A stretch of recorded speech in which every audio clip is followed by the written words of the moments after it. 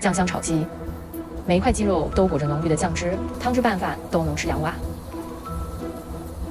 锅里油热，放入姜片、大葱，炒焦下鸡肉，定型再翻动，多翻炒一会。如果不是新鲜鸡的话，记得焯水。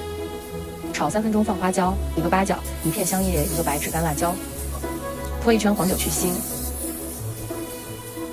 炒到这样焦焦的，放生抽，老抽、耗油、黄豆酱，炒出酱香味，放3颗冰糖提鲜，放热水没过鸡肉。半茶勺盐、白胡椒，盖中火煮15分钟。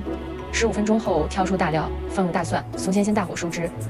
出锅前放青红椒，稍微炒1分钟就可以出锅了。超级入味下饭，一定要用汤汁拌饭。